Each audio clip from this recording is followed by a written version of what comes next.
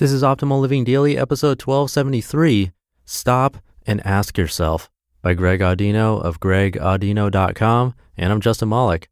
Happy Thursday and welcome back to Optimal Living Daily, also known as the OLD podcast, where I read to you from some of the best blogs I can find and get permission from. Today's post coming from actor and certified life coach Greg Audino. Actually, not really a post, not a blog. This is more of me reenacting his video. But anyway, before we get to it, thank you to Joybird. Find your joy today at joybird.com/old. With Joybird, you get one-of-a-kind furniture crafted to your unique taste. This is quality handcrafted furniture using high-quality and responsibly sourced materials to fit your exact specifications. See how Joybird can help you design your dream space. Create the furniture that brings you joy today at joybird.com/old. Go to joybird.com/old and receive an exclusive offer for 25% off your first order by using the code OLD. For now, let's get right to it and start optimizing your life. Stop and Ask Yourself, by Greg Audino of gregaudino.com. You might meet a lot of people that unhappily describe themselves as being on autopilot. They feel as though their lives are run by the same routine without much vigor or variation. There's dissatisfaction, boredom, and obligation. Yet in spite of this, time flies even though they're not having fun. Or perhaps this is you.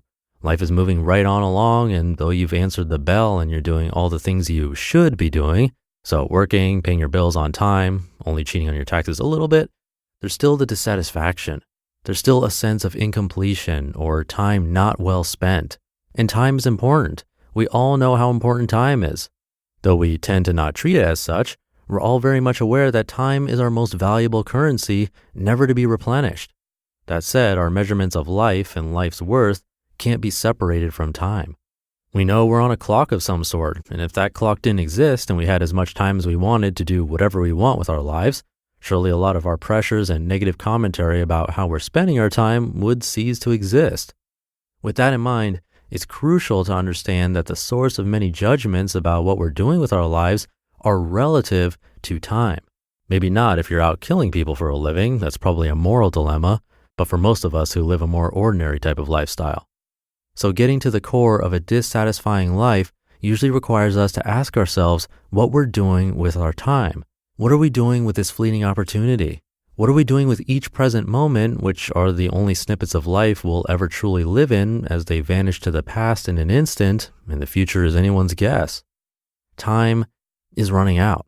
It's an undeniable truth, and although you already know it, hearing it again might give you a twitch of awareness or aliveness that what you're seeing, hearing, smelling, tasting, and touching in front of you is all that you really have. So what now? For at least a moment, we're hyper-present and aware of our limited time on this earth dwindling by the millisecond, and here you are listening to this podcast. Well, what can I tell you? How can we get through this thing together? All I can offer you at this moment, and any moment, is the opportunity to ask yourself one question, a question that is sure to optimize your time on this earth. And that question is, am I doing what I want to be doing? Groundbreaking, I know. It might also be rephrased as, am I doing something that makes me happy? Or am I enjoying myself right now? Or even, am I doing the best possible thing at this moment? And if the answer is yes, and you've considered the likely consequences, then that's great. You've got it figured out. Keep on keeping on. There is an extra level, however, because a lot of the time we're not doing what we'd most want to be doing, and unless there's some colony of people out there who spend all day, every day running naked in a field while eating ice cream, I'm betting that we all have at least small bouts of time where we'd rather be doing something else. And why is that? That's because that thing I said before about the aliveness that comes with acknowledging that this moment in front of you is all you'll ever have goes away. For 99.9% of us, it doesn't last. That would be madness if all our brains could keep up with is the present moment like that. We're constantly working around stimuli to sort out the best scenario given what we want for the future and how that can be attained based on the experiences we've had in the past. With that in mind, with our current mode of operating in mind, there's a follow-up question you can ask yourself if your answer to the first question of am I doing what I want to be doing was no. Question 1A is what I'm doing at least an investment in the future? So is this current action at least purposeful in building something I want down the road? From here, it can get trickier. Thoughts about balancing present happiness with future planning may come into play. Thoughts about efficiency and pursuing future goals given your limited amount of time might come into play. Thoughts about the true value of that future goal may come into play. Questions like that are viable and can and should be addressed separately, perhaps with a coach. But what most people don't realize is the simple act of asking these questions has the power to buy yourself more time. Why is that? Because in giving an honest assessment of how purposeful and dense each of your actions are, you give yourself a clear view of how much time you're wasting on the things that are neither fulfilling you or helping to fulfill you in the future. You're given the chance to buy back that time that you'd otherwise be wasting on things that are not serving you in the least. But you have to be honest with yourself. Some people might say that TV is a huge time waster and a great example of something that isn't fulfilling nor is an investment in the future.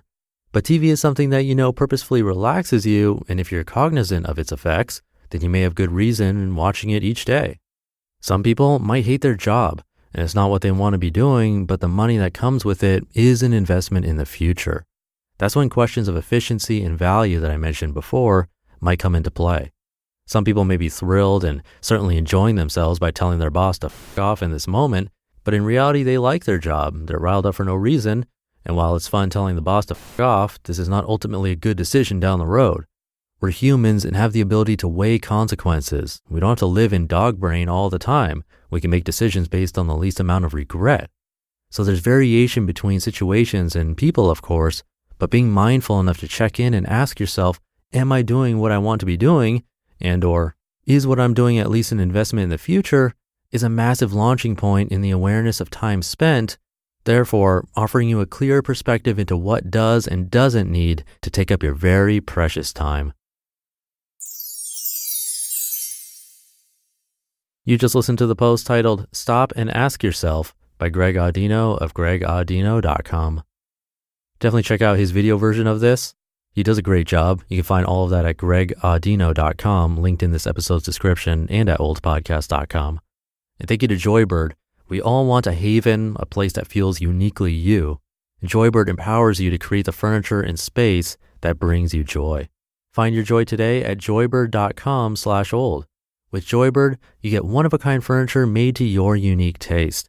And they have a 365-day home trial. It's hassle-free delivery. They'll even remove all the packing materials. Then you can sit on it, sleep on it, break it in. If you don't love your Joybird, return it for a full refund. Check it out. They have hundreds of styles and options from bubblegum pink all the way to aquatic blue with free personal design consultants. And I love that they have kid and pet-friendly upholstery options. So see how Joybird can help you design your dream space. Create the furniture that brings you joy today at joybird.com/old. Go to joybird.com/OLD and receive an exclusive offer for 25% off your first order by using the code OLD. I'll leave it at that for today. Thank you for being here and listening through the end and for subscribing. I'll be back tomorrow for the Friday show where your optimal life awaits.